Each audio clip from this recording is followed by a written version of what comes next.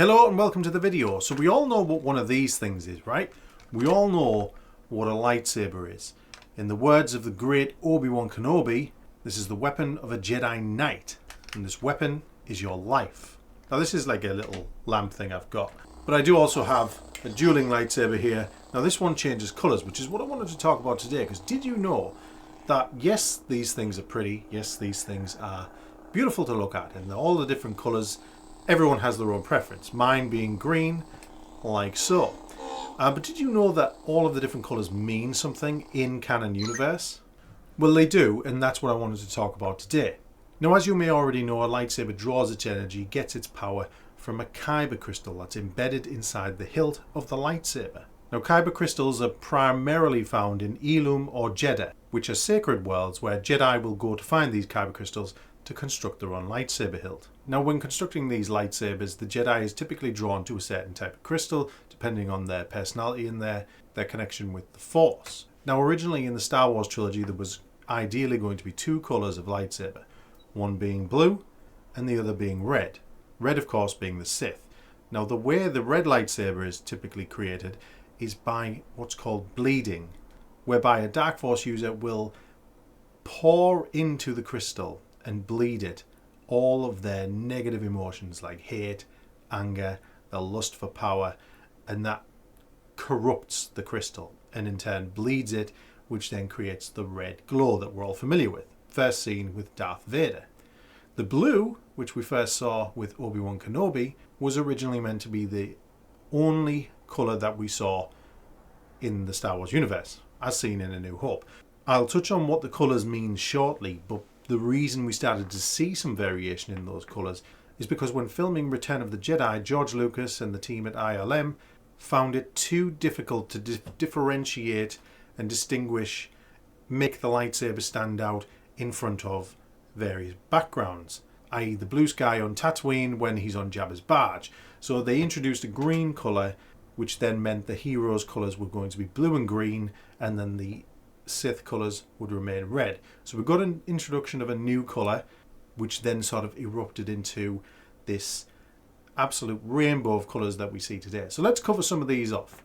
So let's start off with the blue lightsaber, first used by Obi-Wan Kenobi, subsequently seen used by Luke Skywalker, Anakin Skywalker, Ki-Adi-Mundi, and many others.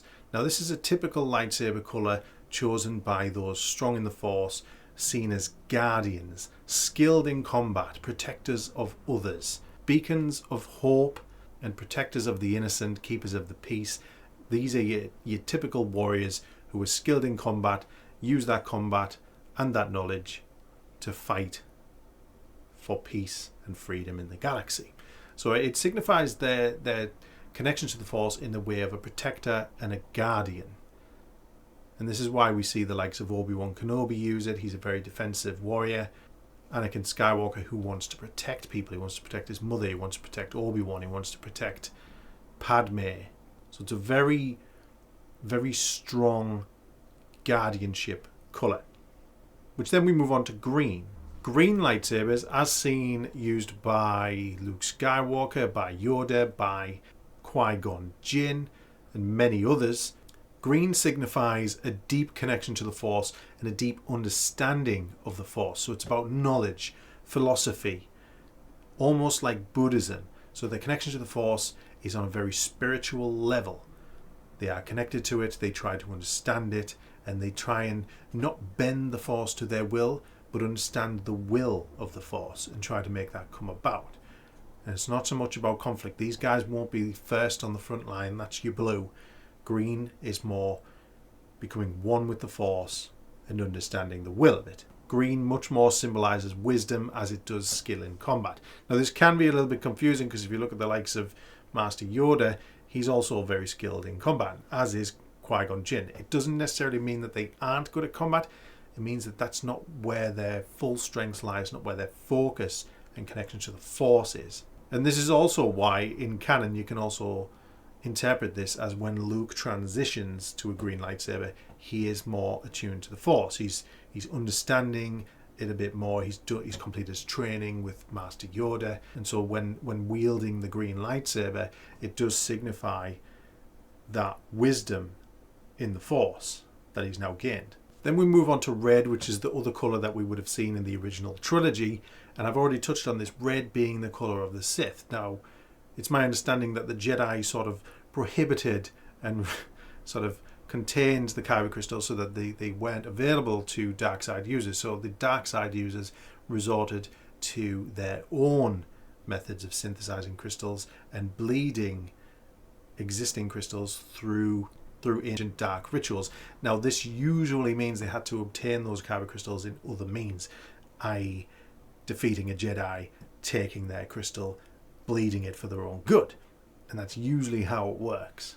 So you wouldn't ever see a Jedi using a red lightsaber unless it's something that they've picked up from a Sith and they're using it in battle for that one time. It's not something that they would walk around with, regardless of how cool they think it was. And red is symbolizing power, so it makes sense that the Sith would use it. Red is a very powerful colour, symbolizes negative energy, symbolizes danger, symbolizes power. You know, when you think of a power tie, it's a big red tie, so it makes sense that it's seen that way. Then we move on to purple, which is the next lightsaber colour that we saw. If we're going by release date of movie, purple was introduced purely because Samuel L. Jackson is cool and badass and wanted his own lightsaber colour, his favourite colour being purple. He asked George Lucas when he came on board if he could have a purple lightsaber. There are those who say that it was also so he could spot himself in battle scenes such as the battle on Geonosis, which might possibly be true. It would definitely be easier to spot one single colour in amongst all the blue and greens. But at the end of the day, George Lucas eventually gave him his own purple lightsaber. And if you're looking for an in-universe reason for this, the purple lightsaber represents a deep understanding of both the light and the dark side of the Force. So it means they are truly balanced. It represents balance. If you mix red and blue, you get purple. And Mace Windu has a purple lightsaber. He understands the dark and the light. Now, this does mean that Mace Windu was likely able to withstand the temptations of the dark side, and to fully understand the dark side without turning has earned him that sort of energy, that balance, that wisdom, and therefore the purple lightsaber. Moving on to yellow, which is the colour of the Jedi Sentinels. Now, you'll have probably seen Jedi Sentinels guarding the Jedi Temple on Coruscant. If you've seen, I think, the Clone Wars and Rebels, you'll have seen the yellow lightsaber in use. Other areas you might have seen it. In the sequel trilogy, Rey Skywalker does, I believe, at some point use a yellow lightsaber. Additionally, you will have seen it in, there was an old Star Wars game, Jedi Outcast, Jedi Academy. The training droids used those yellow Sentinel lightsabers. Now, the colour yellow or gold is typically associated with religion, which is why I believe the Sentinels use it, because they appreciate the religion, they want to work closely with their fellow Jedi, and they see themselves as guardians. In fact, they are guardians. There's the Grand Inquisitor used to be a Jedi Sentinel guardian before he turned, and so they use yellow, which is why Rey eventually goes to yellow lightsaber at the end of the sequel trilogy. She wants to work closely with the Force, she wants to work closely with other people, and therefore there's your yellow lightsaber. Moving on to orange lightsabers, which is not red, not to be confused with red. Orange lightsabers, I think in Legends, were originally used for the likes of Grey Jedi, who were neither, we mentioned purple earlier on, Grey Jedi were neither dark side users or light side users. They didn't affiliate themselves with either religion. The purple lightsaber for Mace Windu, he is a Jedi, but he has balance and understands both entries of the Force. Grey Jedi don't associate themselves on either side. They're sort of sitting in between, and they would originally use the orange lightsaber. Now, you could also argue that orange is a mixture of red and yellow, which means you could argue the case that they are a sort of a halfway house between the Sentinels and the Sith. So the divinity of the Sentinels and the wanting to work closely with the pursuit of power and all the negative stuff that goes with the dark side. You could say it's somewhere between that, or you could even say that that individual is trapped. If you take the looks of people who've used the orange lightsaber, like Balen Skull, he was a Jedi, and then he's an outcast, And in some ways he might feel trapped, or he may be feeling conflicted, and therefore he hasn't fully bled yet, and it's more of an orangey colour. But it sort of symbolises that halfway house. And if you followed Legends, then the Grey Jedi is where I would say draw your inspiration from, and that's where you probably understand it. That's what orange is. Now I know in some video games Jedi have used orange. I think Cal Kestis. Bad example, because in that one you can pretty much make the lightsaber colour whatever you want. In fact, most video games you can. But if you look at on-screen appearances, typically those who are using orange are a little bit more naughty than nice. So let's talk about white lightsabers. So the white lightsaber in Legends was first used by the Imperial Knights of Fel, who, as I mentioned, Grey Jedi, rejected the ideals of the Jedi, and neither did they align themselves with the Sith. But that is Legends, and they were eventually wiped out anyway. If we're talking on-screen appearance of the white lightsabers, we can talk about Ahsoka Tano. Now, Ahsoka Tano left the Jedi Order, but she didn't turn to the dark side. Now, the way you get a white lightsaber is by purifying a corrupted kyber crystal. So when I mentioned the Sith bleed and corrupt a kyber crystal to turn it red, if a Jedi is able to purify that crystal again, then it becomes white.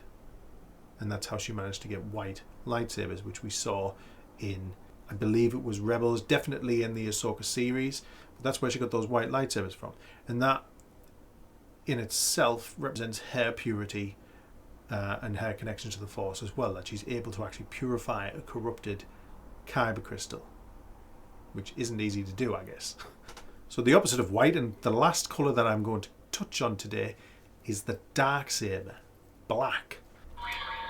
This thing right here. And yes, I have it. So the darksaber is very unique. Now, there are lots of different unique lightsabers around.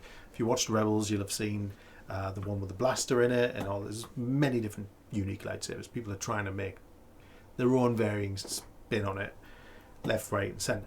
There's only one that really takes the cake, and that's the darksaber. Now, the darksaber was actually created by a chap called Tar Vizsla. Now, he was a Mandalorian. He was the first Mandalorian to become a Jedi and actually joined the Jedi Order.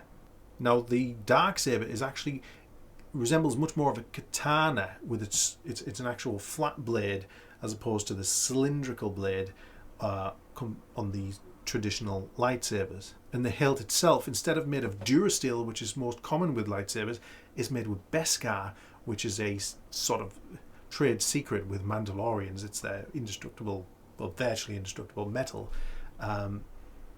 So he forged it with that, and so it means the hilt is pretty powerful too. The other unique thing about the darksaber is the wielder has to actually forge a unique bond with the lightsaber and the crystal in order to use it properly. Now, if you've seen the Mandalorian show, you'll see that as Din Djarin is trying to use it, he's struggling, it feels very heavy, and that's because he hasn't created that bond with it yet. They don't have that bond, they don't trust each other, and it's almost like a symbiotic bond through the Force to be able to actually wield it correctly. Now, as for its affiliation with the Force, it doesn't matter. The darksaber itself, crystal inside, doesn't care who you are, what you're aligned to. It doesn't align itself with the dark side or the light side. It's purely the bond between you and it. So if you're a Sith user using the darksaber, you've still got to create that bond. Likewise with the Jedi, and it doesn't affect it either way. Now, the darksaber itself was passed on through rulers of Mandalore, ideally through combat. But we have seen other people wield it, from Moff Gideon, from Din Djarin, from Darth Maul, and even Bo-Katan. But like I say, it is the only one of its kind, colour and sort of style. There's not many made of beskar. Pretty much the one. But there you go. That's all of the lightsaber colours. There's likely to be some other variations here and there, but those are the ones you'll have seen on screen. If you've got any further questions, if you want me to dive a little bit deeper, feel free to shoot them in the comments. And if you found this video useful, please give it a like. It's free and it helps me out. And if you want to see more Star Wars and geeky content, then please consider subscribing. Completely free. And I hope to see you on the next video. Bye bye.